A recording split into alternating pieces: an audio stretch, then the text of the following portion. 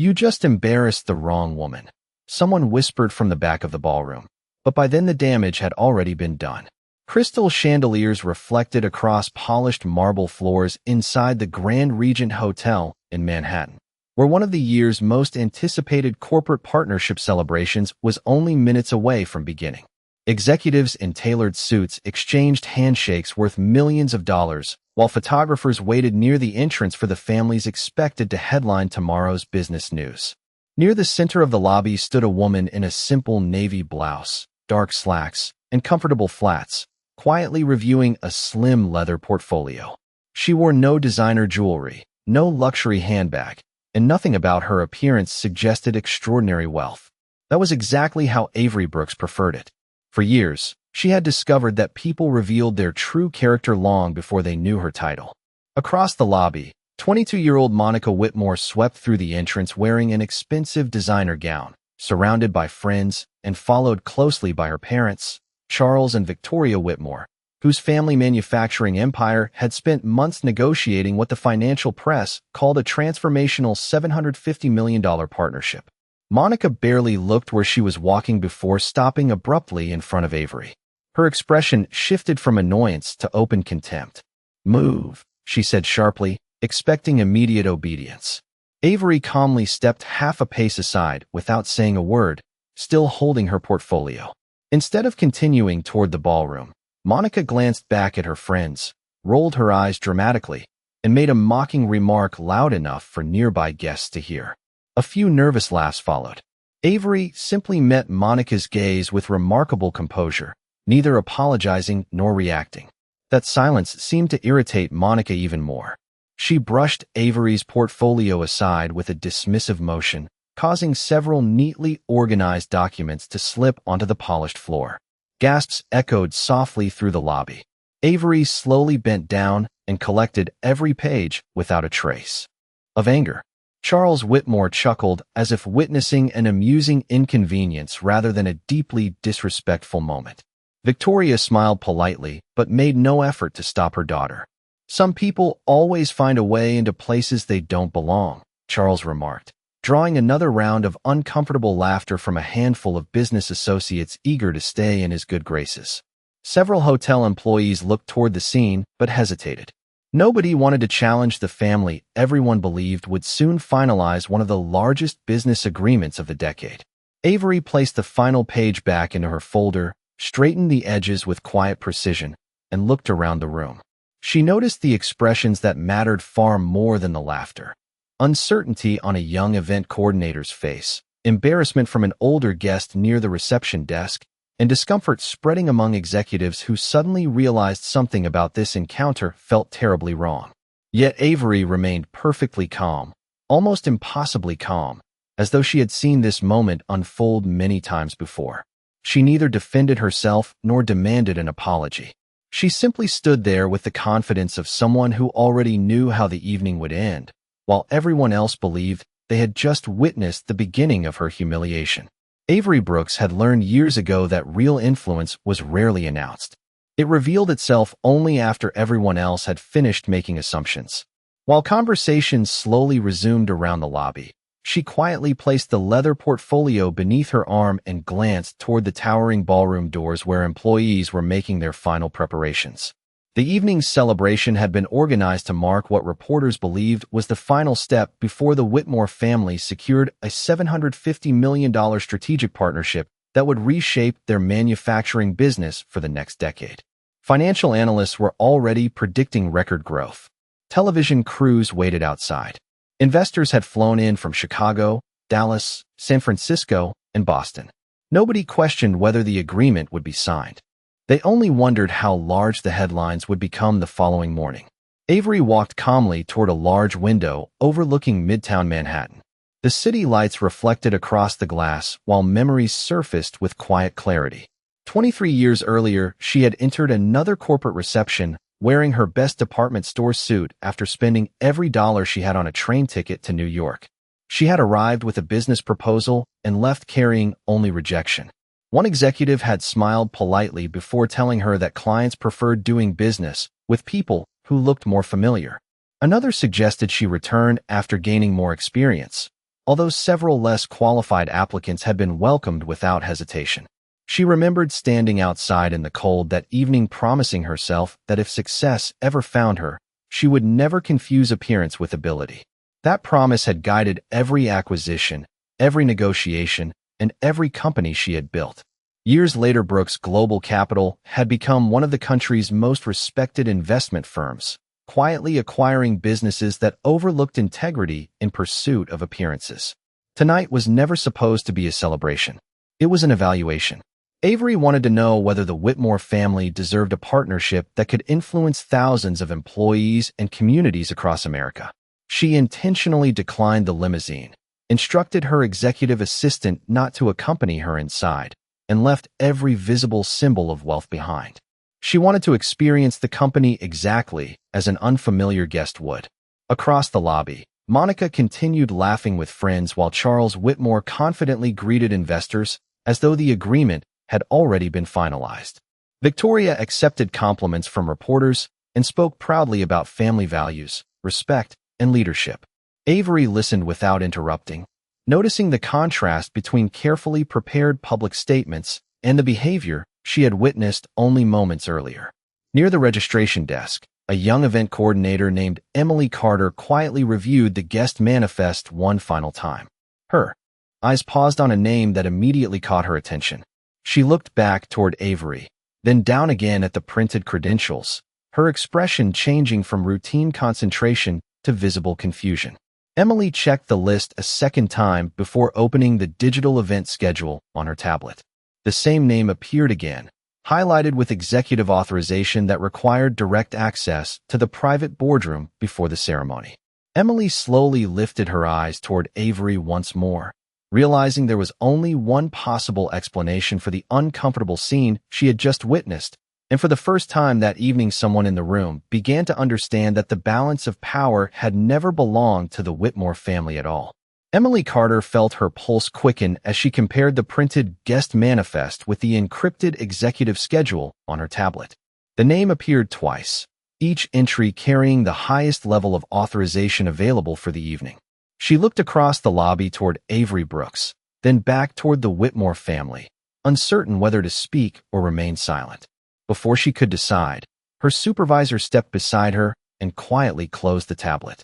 "Focus on the ballroom," he said. "The Whitmores are our priority tonight." Emily nodded automatically, but the uneasy feeling remained. Something about the situation refused to fit the story everyone else believed. Across the lobby, Charles Whitmore continued greeting investors with broad confidence. He shook hands, accepted congratulations, and spoke as though tomorrow's headlines had already been written. Victoria Whitmore smiled for photographs while praising the family's commitment to integrity, respect, and responsible leadership.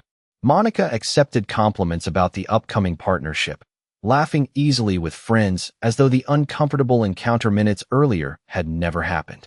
Every confident smile only widened the distance between appearance and reality.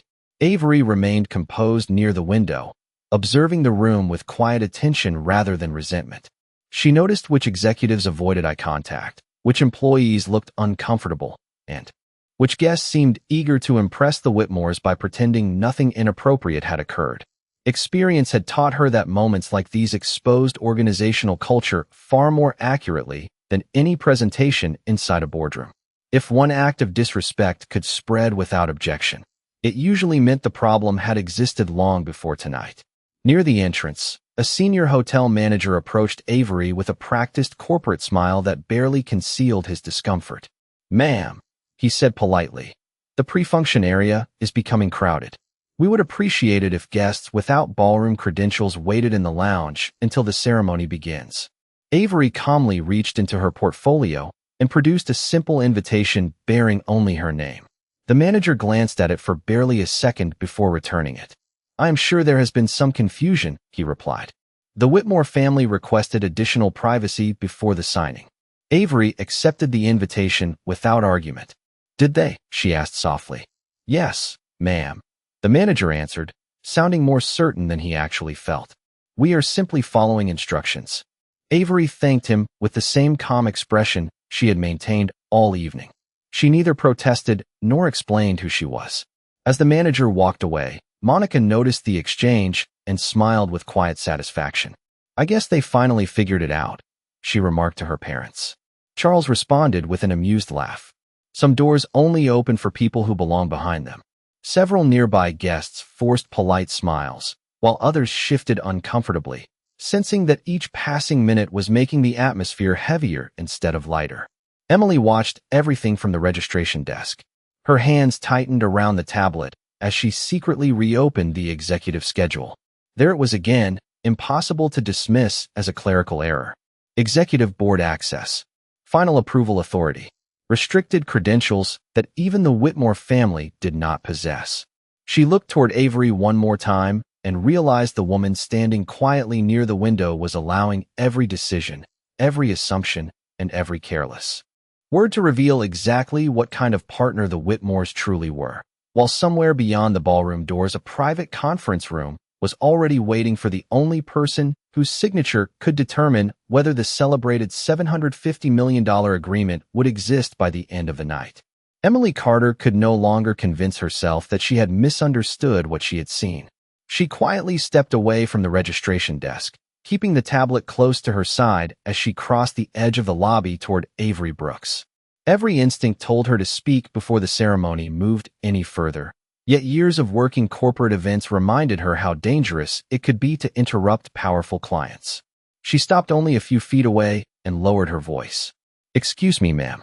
May I ask you something?" Avery turned with the same composed expression she had carried all evening. "Of course," she replied. Emily hesitated for a brief moment before asking, "Are you waiting for the executive board meeting upstairs?" Avery answered with a small, calm smile. "I am." Emily glanced back toward the ballroom where Charles Whitmore was entertaining investors with confident stories about the future of his company. She looked down at her tablet one last time before whispering, "Your credentials show unrestricted executive authorization. Nobody else attending tonight has that level of access." Avery simply nodded. "Then your system is working correctly." Before Emily could respond, her supervisor called from across the lobby. "Emily, we need you back at registration."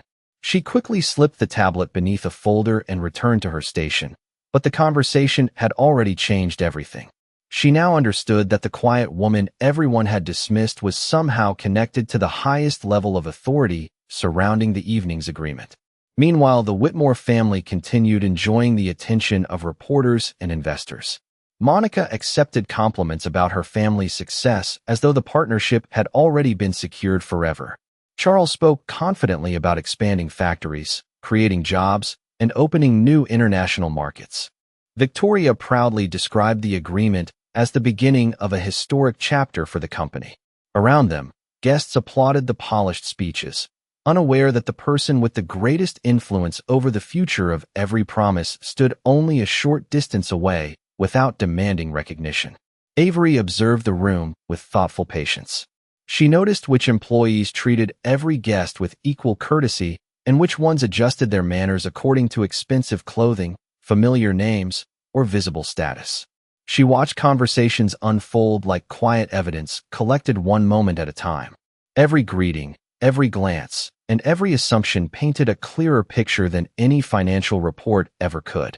Near the entrance, one senior investor approached Charles with a smile.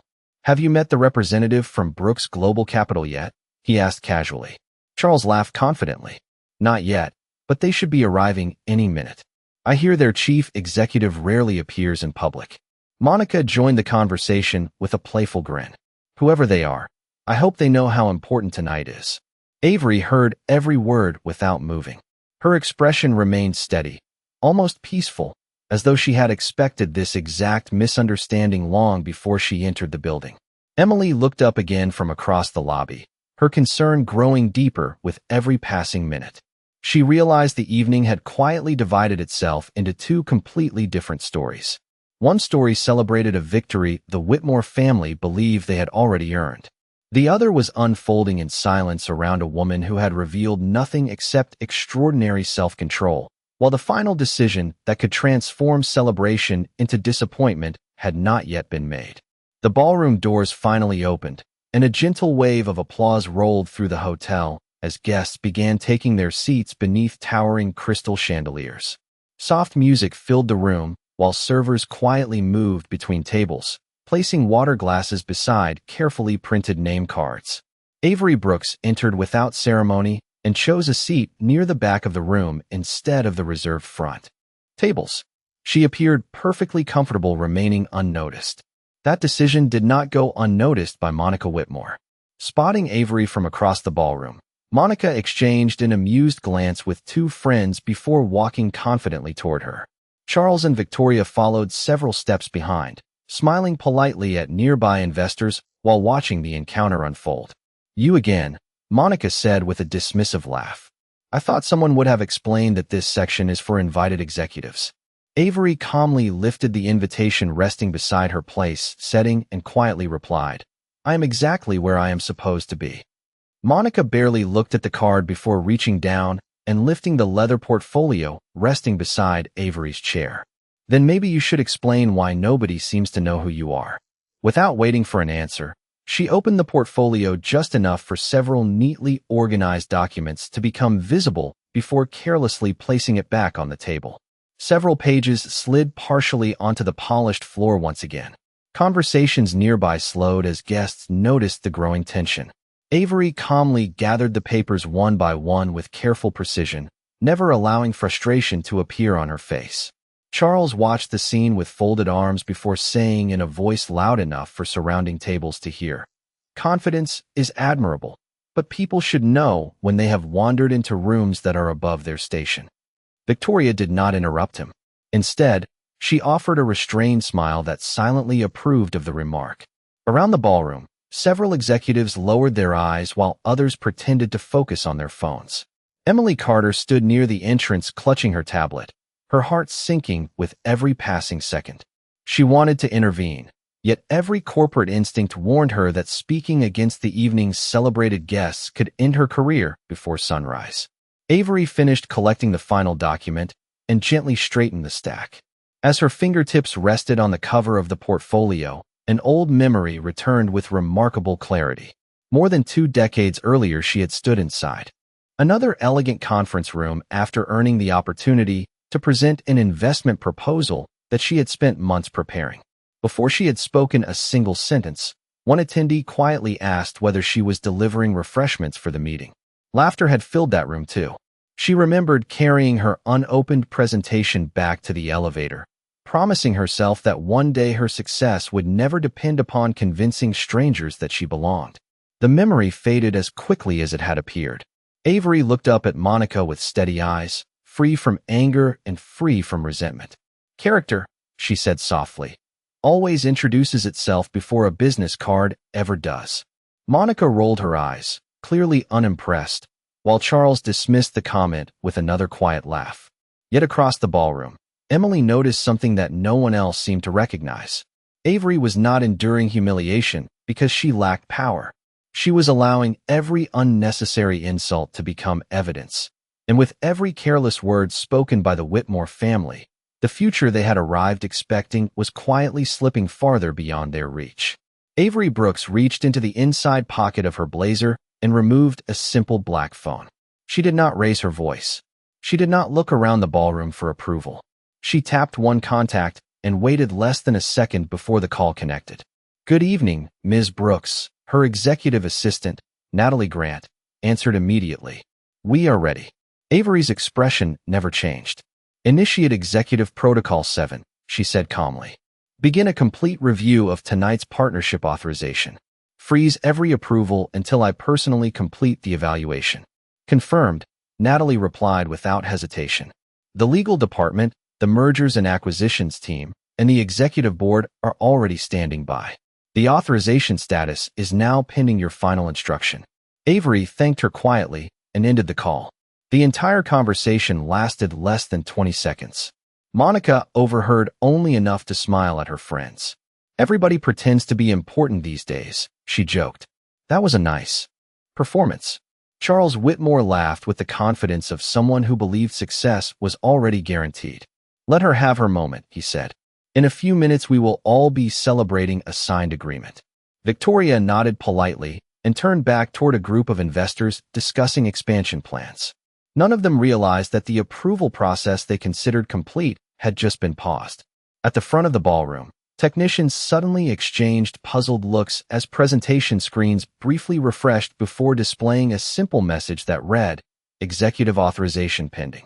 The master of ceremonies frowned slightly and whispered something to the event coordinator before checking his watch. Emily Carter noticed the change immediately. She opened the event management system on her tablet, and her eyes widened. The digital schedule had updated itself in real time.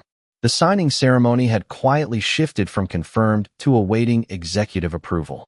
Emily felt a chill travel down her spine because she knew only one person possessed the authority to make that change. Across the room, several attorneys representing Brooks Global Capital entered through a private side entrance carrying slim document cases. They spoke to no one, choosing instead to take seats along the wall with remarkable discipline. Moments later, two senior compliance officers arrived and quietly opened encrypted laptops without interrupting the event. Guests assumed they were part of the normal legal process, but Emily recognized the company insignias on their identification badges.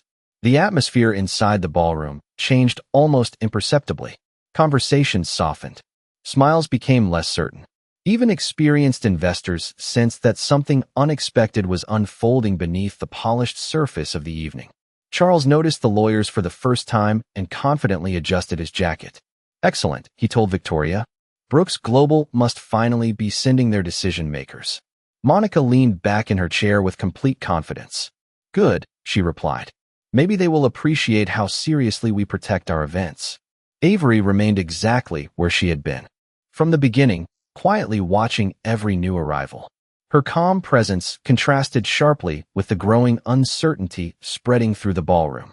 She did not need to announce her authority because the system was already speaking on her behalf. Every secure notification appearing on executive screens, every delayed instruction, and every silent arrival of another corporate representative carried the same invisible message. The future of the $750 million partnership was no longer moving according to the Whitmore family's expectations. It was moving according to Avery Brooks, and nobody in the room except Emily understood that the evening had already crossed the point where confidence alone could change its outcome. A quiet tone echoed through the ballroom sound system before the master of ceremonies stepped toward the podium with an uncertain smile. "Ladies and gentlemen," he began, "there will be a brief delay before tonight's partnership announcement." Confused whispers spread from table to table. Charles Whitmore glanced toward the production crew with visible irritation. "What delay?" he asked one of the event coordinators. "Everything was finalized this afternoon." The coordinator looked at his tablet and swallowed nervously. "Sir, the executive authorization has not been released." Charles frowned. "By whom?" No one answered immediately. Emily Carter watched the exchange unfold with growing certainty. She knew exactly where the answer was standing. One of the senior attorneys from Brooks Global Capital quietly approached Avery Brooks before stopping beside her chair. Without saying a word, he handed her a secure tablet. Avery reviewed a single page, signed electronically with one smooth motion, and returned it. The attorney nodded respectfully. "Thank you, Ms. Brooks. The board is waiting for your final recommendation." Several nearby guests overheard the exchange. Their conversation stopped instantly. Monica looked toward Avery with open disbelief before laughing uneasily. Did he just call her Ms. Brooks? Charles turned sharply toward the attorney. "Excuse me," he said, forcing a confident smile. "There must be some misunderstanding. We have been expecting the Brooks Global executive team." The attorney met his eyes without hesitation. "You have been speaking with the Brooks Global executive team all evening." Silence settled over the ballroom. Charles looked from the attorney to Avery and back again, waiting for someone to smile or explain the joke. Nobody did. Avery slowly stood, adjusted the sleeve of her blazer, and walked toward the center of the room with the same calm pace she had maintained since arriving at the hotel. Every conversation faded. Every camera turned. Every executive followed her with their eyes. She stopped only a few feet from the Whitmore family. Her voice remained steady and measured. "Mr. Whitmore, you have spent months preparing for a partnership with Brooks Global Capital. Tonight was not simply a signing ceremony. It was also an evaluation of leadership, judgment, and character." Monica's confident expression disappeared. Victoria looked toward Charles. searching for reassurance that never came. Avery continued without raising her voice. The woman your daughter dismissed before this event, the woman your family repeatedly assumed did not belong, is Avery Brooks, Chief Executive Officer of Brooks Global Capital and the final approval authority for the proposed $750 million partnership. The words settled over the ballroom with remarkable stillness. Nobody applauded. Nobody interrupted. Emily closed her eyes for a brief moment, relieved that the truth no longer rested only on her shoulders. Charles took a slow step forward. Ms. Brooks, he began carefully. If there has been any misunderstanding, I am certain we can discuss it privately. Avery looked directly at him with composed confidence. There was never a misunderstanding, she replied. Your family understood exactly how you wished to treat someone you believed had no influence. That is precisely why I came without introductions, without recognition, and without announcing my title. You did not fail because you did not know who I was. You failed because you believed respect should depend on status instead of character. Tonight, you showed me exactly how your company treats people before it knows their value, and that is information no financial report could ever provide. Avery accepted the secure tablet from the senior attorney one final time. She read the recommendation prepared by the executive board, then looked across the ballroom at the Whitmore family.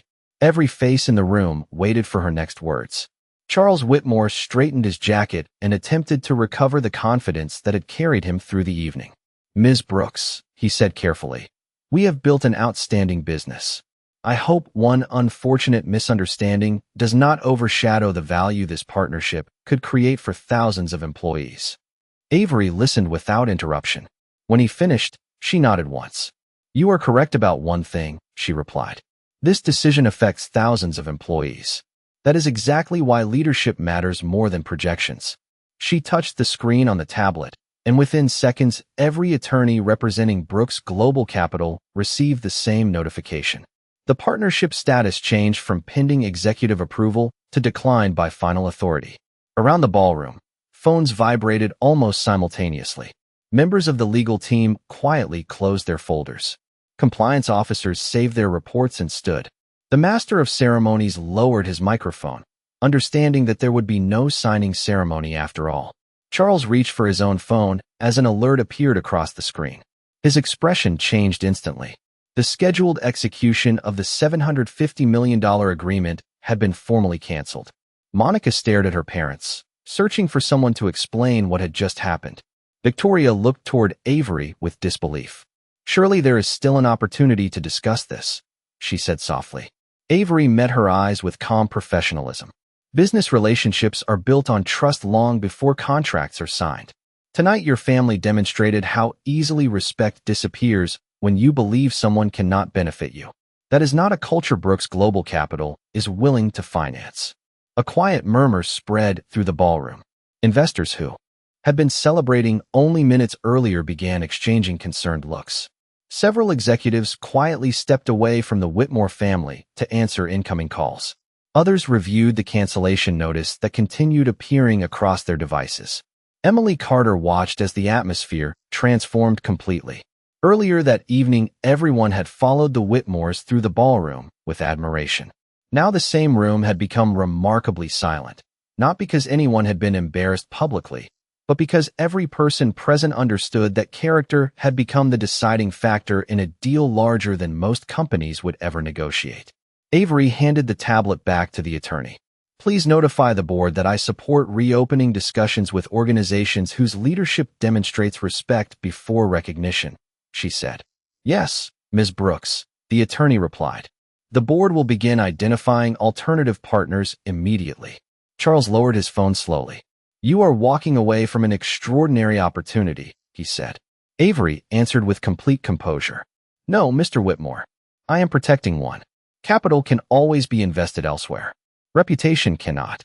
She thanked the event staff who had treated every guest with courtesy, including Emily, whose quiet honesty had never wavered despite the pressure surrounding her. As Brooks Global Capital representatives gathered their documents and prepared to leave, the applause that finally filled the ballroom did not celebrate wealth, influence, or the size of a canceled agreement. It recognized something far more valuable. In a room where appearances had shaped first impressions, Integrity had delivered the final decision, and every person present understood that the most expensive mistake made that evening had not been financial at all. The ballroom slowly emptied, but the silence that remained carried more weight than the applause that had filled it only moments before. Reporters waiting outside noticed executives leaving in smaller groups instead of gathering for the expected celebration. Investors quietly exchanged business cards with different conversations in mind. Hotel employees carefully removed the untouched ceremonial documents from the signing table, while technicians powered down presentation screens that had never displayed a completed agreement. Avery Brooks walked toward the exit with the same measured pace she had carried from the moment she entered the building. Nothing about her expression suggested victory over another person. It reflected something much quieter. A standard had been tested, and the result had spoken for itself.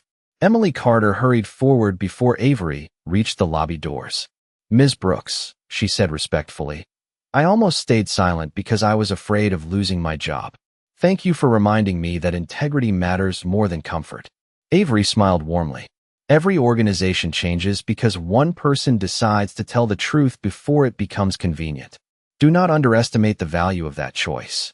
Emily nodded, knowing those words would remain with her long after the evening became a memory. Behind them, Charles Whitmore remained standing inside the ballroom, looking across the empty stage where cameras had been prepared to capture a historic partnership.